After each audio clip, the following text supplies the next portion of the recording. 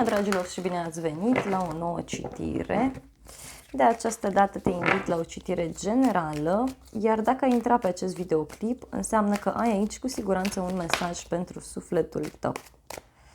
Ok, se pare că a început citirea.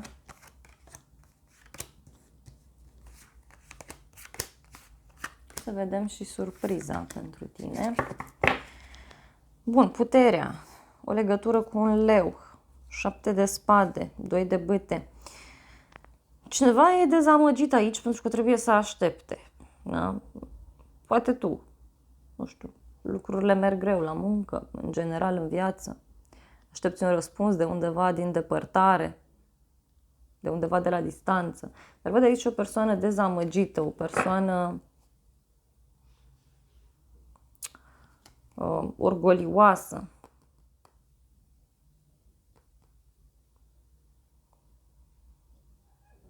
Cineva care își urmărește aici interesul, mai văd, într-o anumită situație. Cineva care pur și simplu nu vrea să renunțe, tocmai din orgoliu.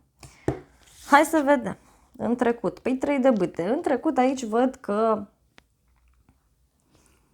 ai făcut tot felul de drumuri scurte, ți-ai făcut tot felul de strategii, ai luat lucrurile încet și sigur. Poate chiar într-o anumită situație totul părea deblocat. 7 de monede. Văd aici că tot ai stat și ai așteptat. Ai așteptat mult și bine ceva anume. Să strângi bani, ai așteptat să se întoarcă cineva. Poate chiar ai luat totul încet și sigur. Dar simt aici că tu acum vrei lucruri mult mai importante. 10 de spade. Văd aici că ai obosit, da? În urma acestei așteptări ai obosit, nu mai vrei. Nu mai vrei să te mai întorci în trecut, nu mai vrei să mai ai legătură cu lucrurile respective. Pur și simplu în mintea ta s-a închis ceva. Pentru tine, din punct de vedere emoțional, din punct de vedere rațional, s-a închis relația sau s-a închis o etapă foarte dureroasă din ce văd aici. Foarte dureroasă. Hai să vedem în prezent. Cavalerul de cupe, uite, o ofertă pe care o primești, o șansă. Dacă ești o persoană singură, vezi că apare cineva, e o persoană energică, romantică, iubitoare. Parcă începi să guști viața, să trăiești din plin, să te bucuri de tot ceea ce te înconjoară. Luna, o legătură cu un rac sau cu un scorpion. Ai o intuiție foarte mare din ce văd aici și de asemenea văd că în momentul de față ai foarte mult ajutor din punct de vedere divin. Cineva ți este alături. Oricum, nu vezi lucrurile foarte clar în relația respectivă. Poate e o relație ascunsă, poate această persoană care apare are niște secrete. Mai ales dacă e o relație la început. Da? Sunt niște secrete aici. Sunt niște lucruri ascunse, parcă nu sunt niște intenții extraordinar de serioase din partea acestei persoane. Întâlniri la o vreme de seară, întâlniri ascunse, foarte multă comunicare telepatică văd aici. Ceea ce gândești tu, aia gândește și cealaltă persoană. Ce vrei tu să spui, ei, acel lucru ți-l scrie. Diavolul, o legătură cu zodia Capricorn. Păi aici, dragilor, vedeți că sunt niște lucruri mai puțin plăcute. Da? Sunt niște lucruri care mie nu-mi plac și care țin de zona aceasta ezoterică. Atenție pe vrăji, farmece, știți că nu vorbesc de așa ceva, dar de data asta se vede clar. Oricineva nu știu, parcă e vrăjit, parcă nu mai vede lucrurile foarte clar. Hai să vedem despre ce e vorba. Uite, cineva care tot îți dă mesaje, cineva care îți scrie, da? Dar evită să comunice despre un subiect legat de niște acte, hârtii, documente, legat de o decizie importantă. Hai să vedem. Și uite, văd aici tot felul de certuri care sunt.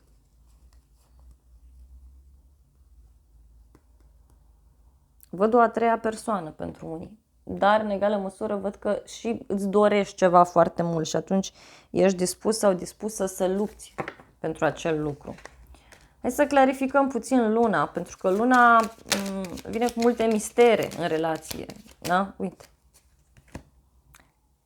Cineva nu e drept, cineva nu e corect, cineva nu știe ce vrea.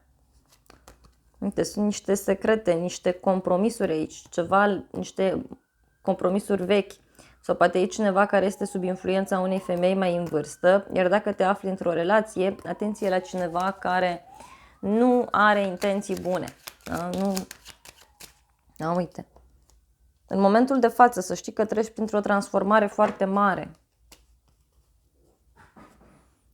Pentru că văd aici niște probleme legate de casa ta, legate de relația în care ești, că poate nu ți se par lucrurile suficient de stabile, suficient de sigure. Cineva tot stă aici și se gândește și degeaba se gândește, că nu acționează. Diavolul. Hai să vedem că aici e o relație toxică. E o relație în care este pasiune, este atracție, dar e ceva toxic la mijloc. Da, deci e multă atracție. Dacă ești femeie, acest bărbat se gândește în continuu la tine, se simte atras. Vezi că e posibil să fie tentat și de alte femei. Da? Dacă ești bărbat, ai grijă la această femeie că nu este extraordinar de serioasă. Văd că tu ești undeva la un drum, dacă ești bărbat sau faci multe drumuri. E o situație care, nu știu, merge așa de mult timp. Doar că lucrurile vor exploda aici, adică nu vor mai rămâne la fel. Văd o persoană care stă liniștită, se gândește, tot face tot felul de sacrificii, spune hai că vin, hai că rezolv și până la urmă doar stă. Da? Stă lângă ceva care oricum s-a terminat, ceva oricum s-a închis. Hai să vedem mai departe, în viitor, faetonul, o legătură cu zodia Rac.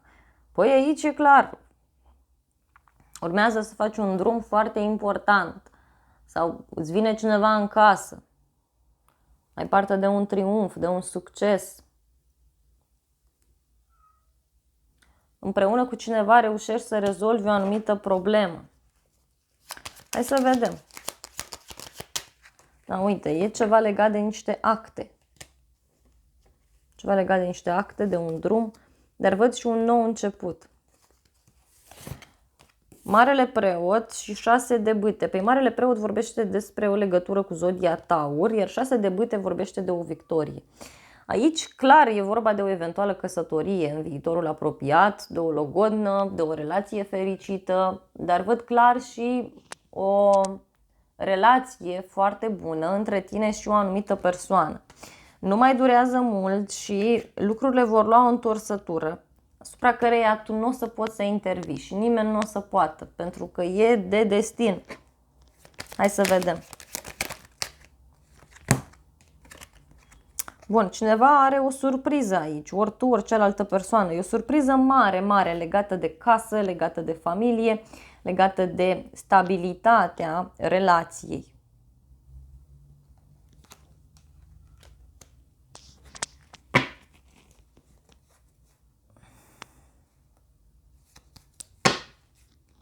Hai să vedem mai departe. Marele preot. A ieșit o carte, uite, e cu supărare. Văd o supărare aici din partea cuiva sau o supărare, uite, legată de o femeie mai în vârstă, legată de niște acte, de niște minciuni. Și văd un drum, o schimbare, o mutare foarte rapidă.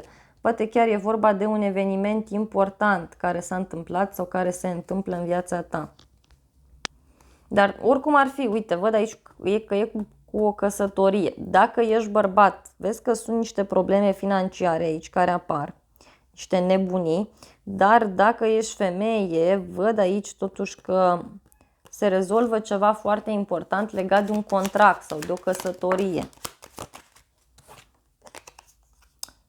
Ia să vedem. Uite, acest nou început vine când te aștepți mai puțin. E ca o eliberare, uite, și e cu mulți bani. E cu victorie pentru tine, e cu vești de pace. Nu știu, reușești, faci rost de un împrumut, se rezolvă ceva legat de niște bani. Se rezolvă o relație, parcă ai o explozie deodată din punct de vedere material și e foarte bine. Dacă ești o persoană singură, vezi că apare altcineva în viața ta, când te aștepți mai puțin. Dacă e vorba de muncă, aici clar apar noi începuturi, un nou loc de muncă, un nou abordare, un nou salariu, poate chiar mergi pe cont propriu, rupi contractul, rupi înțelegerea. Surpriza pentru tine este 3 de cupe. Uite, o nuntă îmi vine să zic, o nuntă, o petrecere, o întâlnire cu o persoană dragă ție. Ia să vedem, 3 de cupe, care e surpriza? Bun, surpriza este că cineva renunță la o distracție. Surpriza renunță că cineva renunță la un triunghi amoros. Văd o pierdere aici pentru cineva anume. E ceva ce tu intuiești.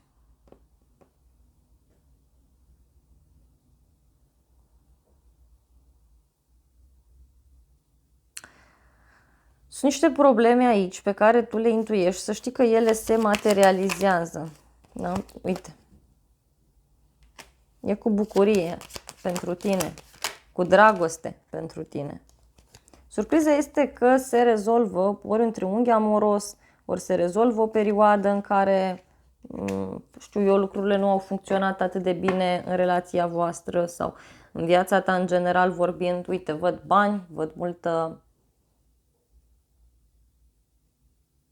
abundență, care ține de străinătate sau care ține de o speranță mare pe care tu o ai, ca să zic așa. Uite, și ai și o protecție foarte, foarte mare. Pur și simplu aici se întâmplă minuni în viața ta, ce să-ți mai spun. Chiar se întâmplă minuni și ar fi foarte bine să te deschizi. Pentru că momentan treci printr-o perioadă în care tu nu mai înțelegi încotro te duce viața, dar să știi că te duce într-un loc în care nici n-ai visat și o să fii într-o poziție mult mai frumoasă și mult mai bună decât ți-ai imaginat vreodată. Dragilor, acestea au fost previziunile de această dată. Eu îți mulțumesc pentru atenție. Nu uita să te abonezi canalului, să apeși clopoțelul, apasă și butonul de like și să ne revedem cu bine și la o altă citire dacă vrei să mai vizionezi. Eu îți doresc să ai parte de o zi sau de o seară cât mai frumoasă.